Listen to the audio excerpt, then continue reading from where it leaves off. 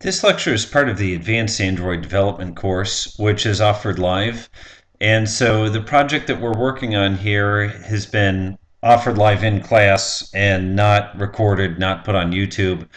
But nonetheless, if you're watching this lecture and you're not in class, I have several similar projects that I describe in YouTube. And additionally, the source code for this project is available on GitHub with very frequent commits. If you go to github.com/discospiff and then 14ss plant places advanced, and I'll certainly put that link on YouTube with this video as well. So if you're wondering where we started here, that's a bit of the history.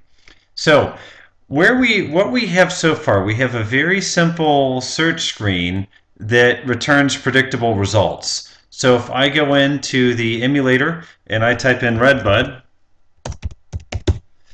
it's going to, let's see, there we go. It's going to give me just a list of, as I recall, a Redbud.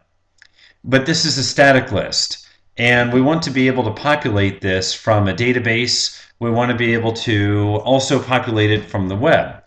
So if I go to plantplaces.com, one second please. Okay, almost. If I go to plantplaces.com, I can search on Redbud, and what we'll see is that it will auto-complete my text. And the resolution's a bit goofy because I've squished it together here, but if I search on Redbud, what you'll see is it will auto-complete my text and give me an option that I can choose and then see Redbud trees. Okay. On the same note, there's a JSON interface, kind of like a very simple web service. Okay, like so. And what I can do here is I can say common equals Redbud, and it will give me back a JSON delimited, basically, list of trees or plants of any kind that have the word Redbud in the name. So we want to access this over the web. We want to be able to access this. When we download the data, when we collect the data, we want to be able to save it locally.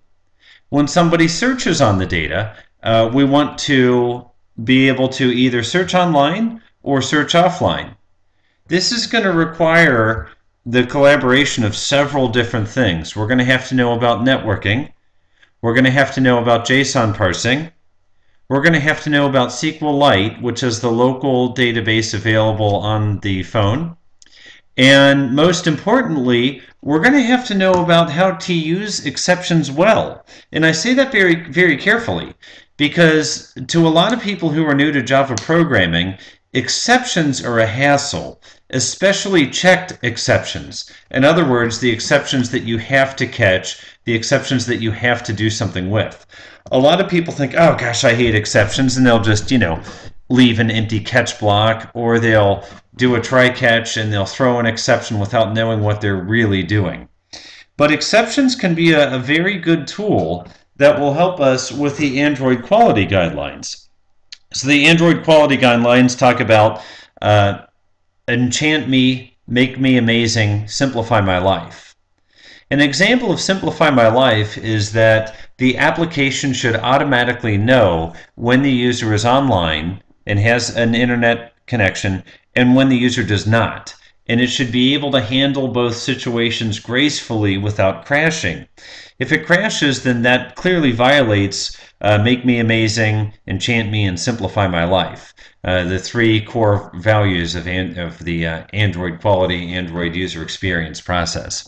So how do we do that? We use exceptions. We're going to look at each of these subjects, and each subject is going to be a fairly deep and involved subject, so we'll have one video for each.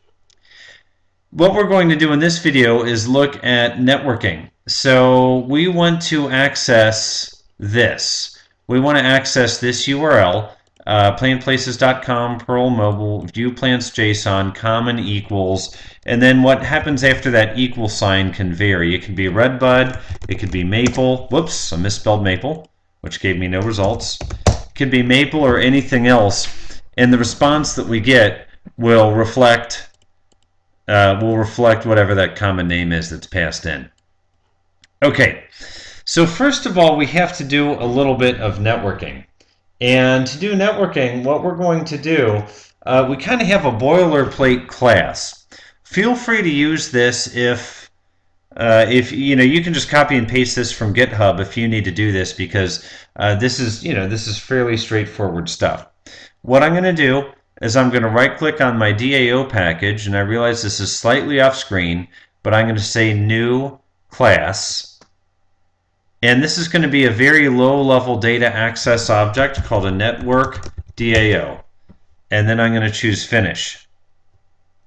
Okay, now what we want to do in our network DAO, we want to accept a string, which is going to be the URL that we want to hit, and we want to return a string, which is the result we get from that URL. That's simple. String in, string out. So I'm going to press Control M so we can focus on this network DAO. And one note, by the way, a lot of times when I looked at designs, a lot of people, when I asked for a class diagram, every single class was an activity. Note that I'm not doing it that way. Note that this low-level networking stuff is in its own method called network DAO. Okay, and that's intentional because this is boilerplate stuff that is going to be called from many different areas, okay, from many different locations in code. Okay, so this is something that we want to reuse. We want to reuse this quite a bit. So it's good to put this in its own class so it can be reused. Okay, I'm going to put some Java doc here that says low-level networking utility. That's pretty easy. This will be a fairly brief class. I'm going to say public string request string let's say URI. Okay, and then open curly and close curly. And request, why does it not like that? Public string request. Oh, okay, must return result of type string. So declare our return variable string, let's say result equals, we'll just do double quote, and then return our return variable. Whenever you see a red line, the first thing you want to do is resolve the red line before you move on, because that red line, if not quickly resolved, can cause even more problems later on. So we declare a result. This is what we're going to return, and we return that result. Okay. Next, I'll say we're going to use some of the the Apache HTTP libraries. We start with something called HTTP GET, and we'll just call this HTTP GET with a lowercase h equals new HTTP GET, and we're going to pass in that URI. Control-Shift-O to organize imports. Okay, HTTP GET is a GET post to is basically a GET post to our URL. A GET is where we have a URL, then we follow it with a question, and then we follow it with a series of name-value pairs. For instance, if we take a look at the Plant Places website, if I go to search plants, I can go to something like genus contains Cercis, cultivar species contains Canadensis, okay, common name contains redbud. Each of these are going to be name value pairs that we see up above in a GET statement. Genus is Cercis, species is Canadensis. Do you see how we have name equals value? Name equals value. We separate the name value pairs with ampersands, and that's frequently how the web works. We'll have a URL. After the URL, we have a question mark to indicate the start of name value pairs, and then we have name equals value ampersand. Name equals value ampersand. Name equals value ampersand. That's the GET method. The POST method, on the other hand, is where we send this data under the covers. We send this data under the covers without putting name value pairs. That's often a good idea if you want to do something like a username password. So if I scroll down, let me see if I can get this on the screen. If I scroll down to the very, very bottom, you see, whoops, there's a place for password required. Scroll down even more. Okay. A little squeeze there. Now, when I choose administration, what's going to happen is a pop-up box will come up, and I'm going to say, I forget what my username is here. Okay. I put in my username password. Notice that it does not go into the URL, and that's exactly what we want. We would not want a username password to go into the URL, because then it's in the history, and anyone looking at our history can see our username and password. So that's an example of the post method. It sends everything under the covers. We know that the JSON page we're looking at here uses the get method, so that's why we're going to want to use HTTP GET. Okay? Now after that, what we're going to want to do is we're going to say response handler, string, and we'll just call this response, response handler equals new basic response handler. And what this means is once we access that URL, what do we want to do with the data? How do we want to handle the data? The Apache HTTP libraries contains this thing called a response handler that knows how to take the response and naturally handle it. Control-Shift-O, organize imports, and I'm going to put a few comments here. HTTP GET, make a GET call to HTTP. Okay.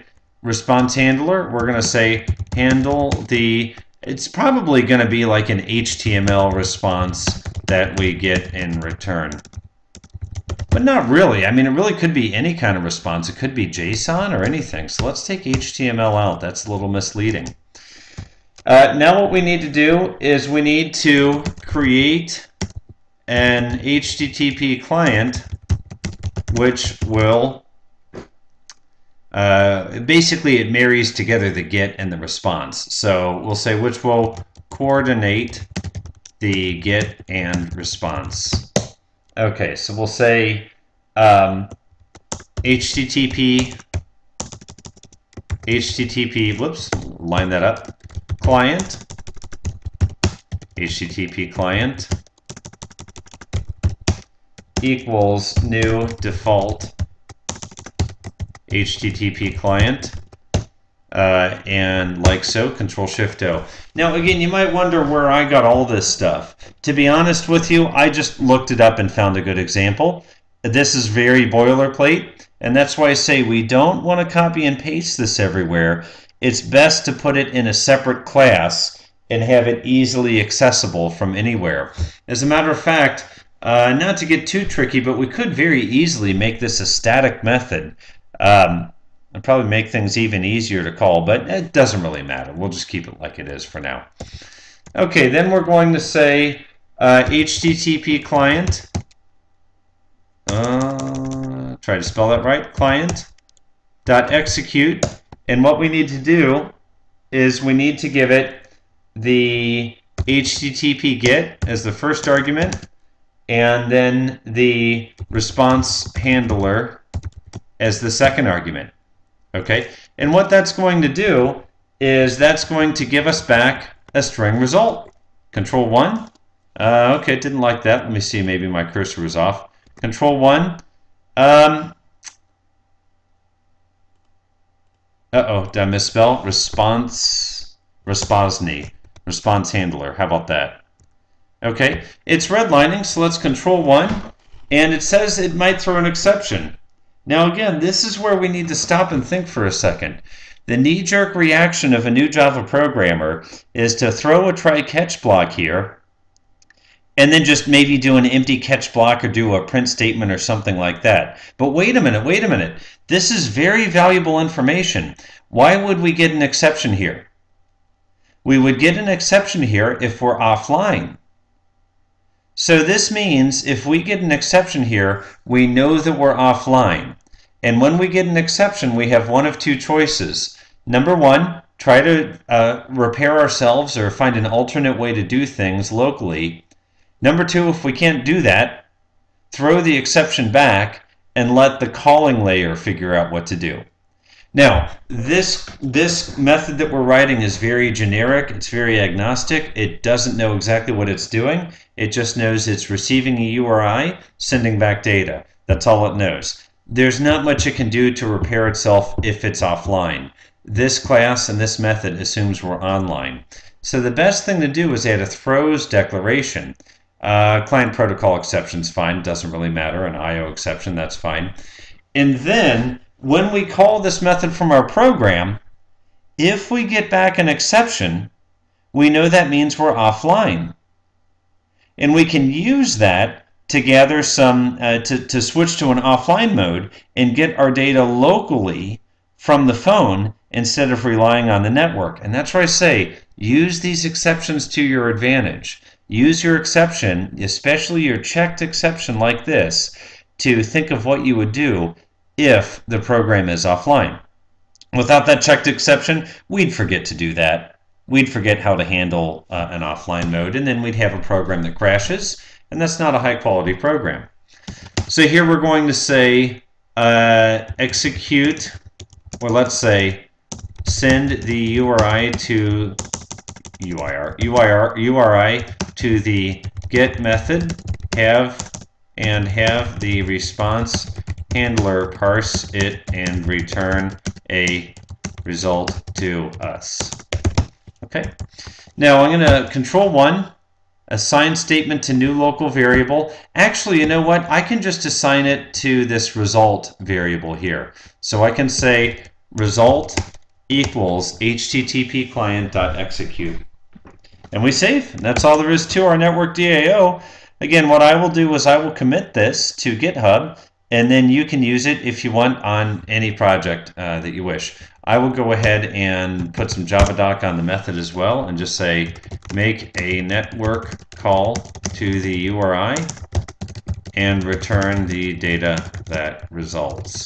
Okay, URI, the URI that we wish to invoke using the get method, return the data from the URI. Okay, client protocol exception if we have any trouble making the network call, and then we'll just ditto that for below. Oops. Oops. Looks like my cursor's off a bit. We'll try that again. Control C and Control V and Control S. Okay, that's enough to get us started. At this point, I'm really tempted to write a unit test to test this out. But you know what? Let's go ahead and let's look at the interface that we already have, IPlantDAO. IPlantDAO has a method called save. We're not going to worry much about that. A method called fetch, and a method called fetch by plant ID. The method called fetch is the one that we're really interested in. So what I'm going to do is I'm going to implement this interface. You see, right now we have just a hard-coded stub. Okay, right now we have just a hard-coded stub, and all it does is add redbud, okay, to the results. That's all it does. What we want to do is we want to hit live data. We want to hit live data on that JSON page we were looking at earlier. So I right-click, choose Next in Class, and now what I'm going to do is I'm going to call this Online Plant DAO because we're going to assume we're online. Superclass is fine, but I am going to add the interface IPlantDAO. Okay, there we go, IPlantDAO, and I'm going to choose Finish. Okay. Again, save we're not worried about. I could throw like a not implemented exception or something like that. Fetch by plant ID we're not worried about just yet. It's this fetch method we want to fill out. So I put my cursor in here and Control M so that we can focus on the fetch method. There we go. Okay, we can focus on the fetch method. What I'm going to need to do is I'm going to need to connect to that network DAO. So what I might do is make a constructor.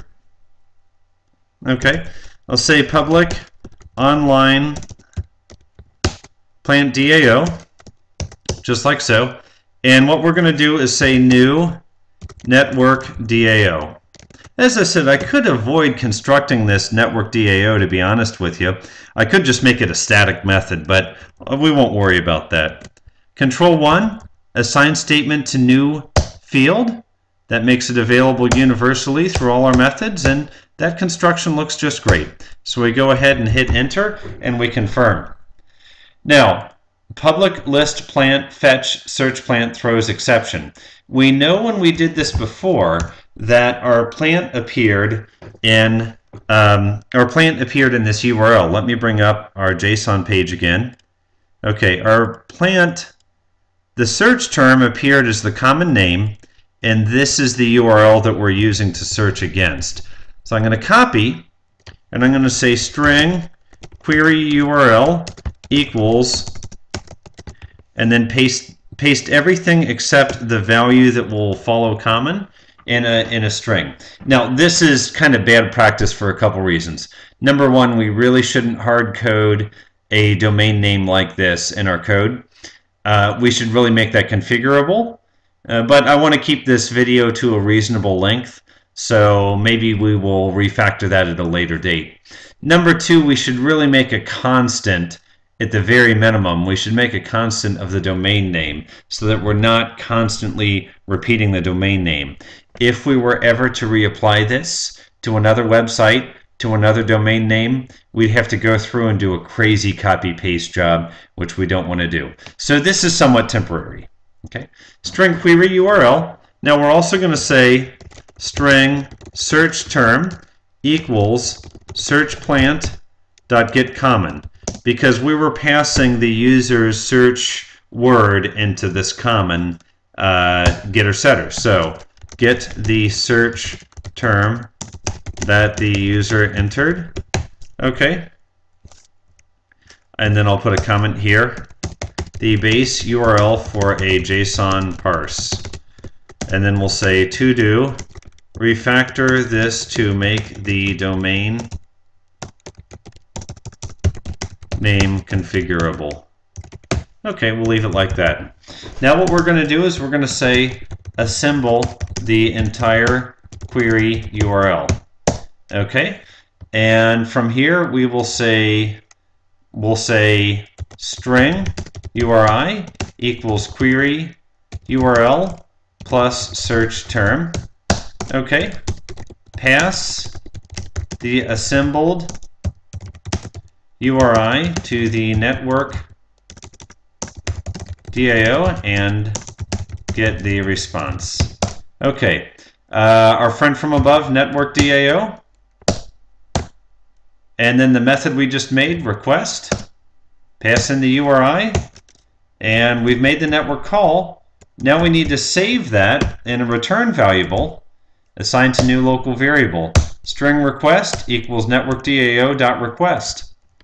Okay, getting closer, getting closer. Now we have to deal with this return value.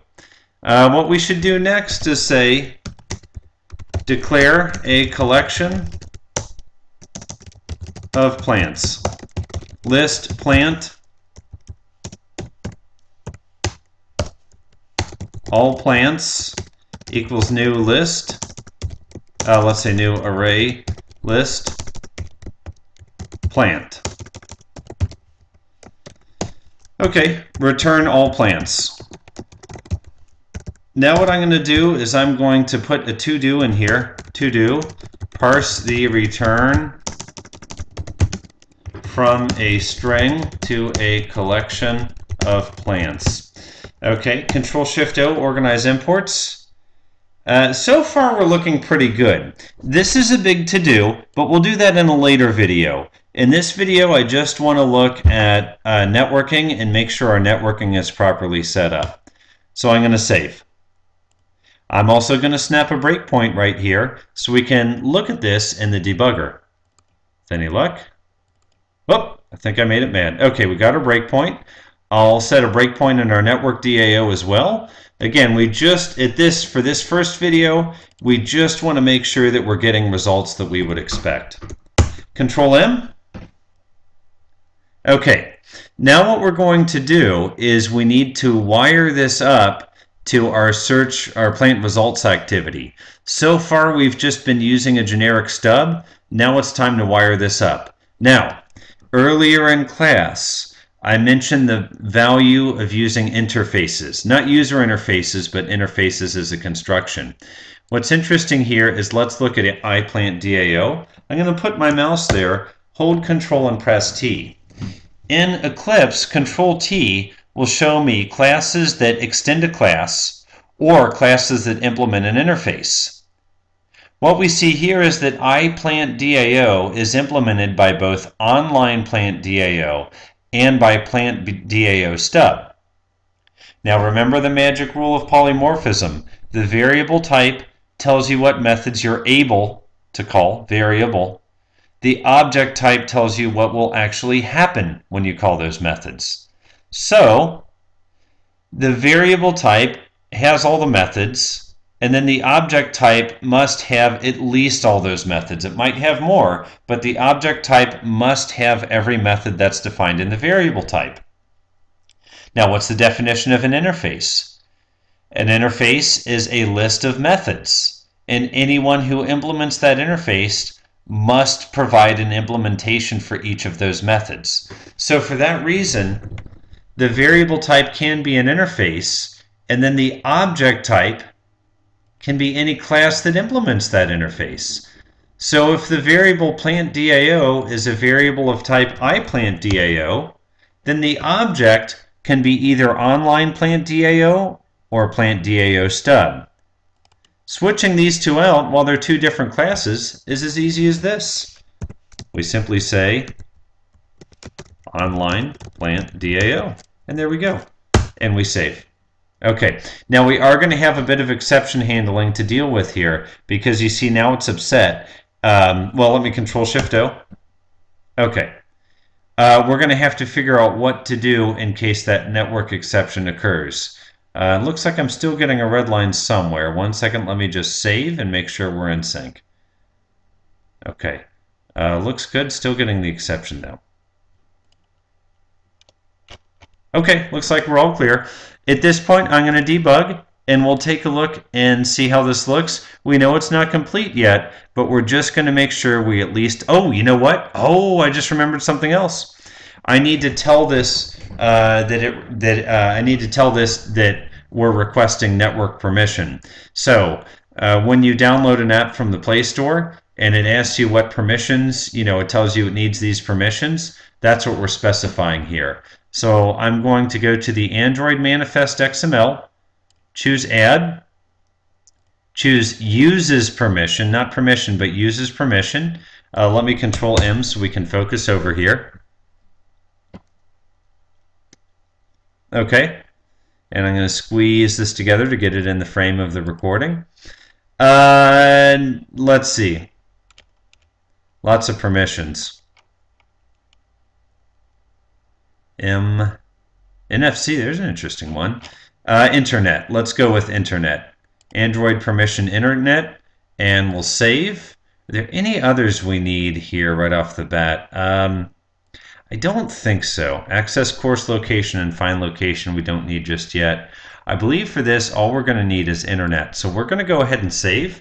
I'm going to Control M. And then what I'm going to do is I'm going to tell this to reload in the emulator in debug mode, and we'll walk through it step by step and watch what happens. Okay, so this might take just a moment. I'm going to pause the video until the emulator comes up.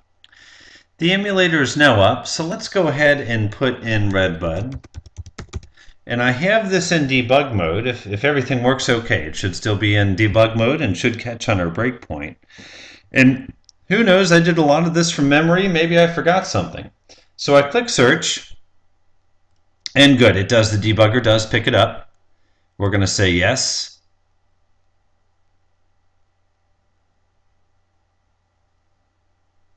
Okay. And we'll make sure we sync up, which might take just another moment. Okay, I'm going to Control M so we can focus on this. We're starting with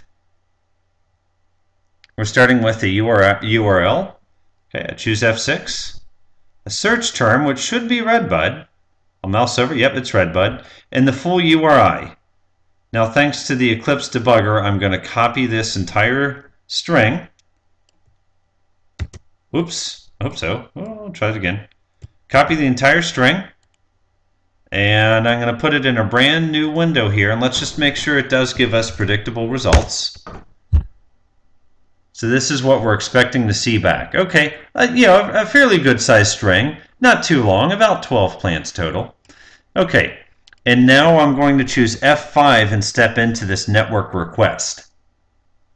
Okay, and then F6, F6, F6, F6. In line 41, this is where the network call actually happens. This might take a few moments. F6, cross your fingers. Let's hope we do not get an exception. Uh-oh, we got an exception. Okay, Control M, and I'm going to bet it might be a permission error. Let's see. I honestly don't know. I said, not an entire surprise that an exception might happen. These things do happen. I'm going to step one more step so I can look at what the exception is. Oh, you know what it is?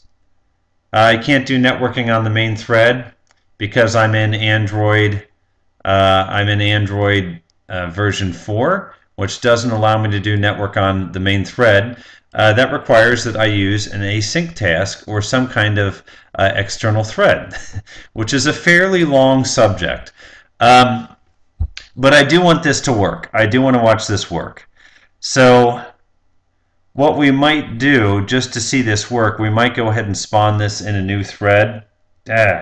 Just to see this work, and then we'll come back and clean it up. Okay, so again, we'll put I'm going to Control M, and this is just to get us through so we can watch this work. I'll put refactor this. Okay, I'm going to say, whoops,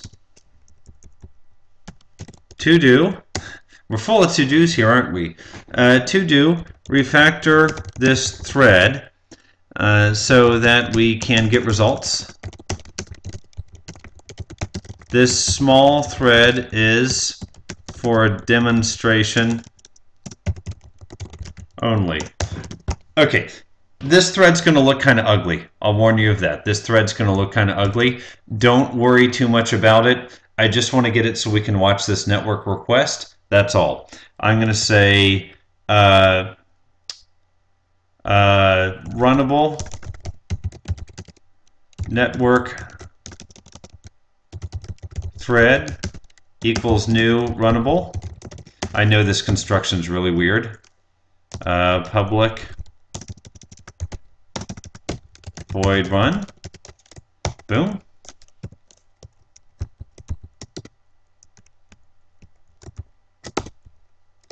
Boom, boom.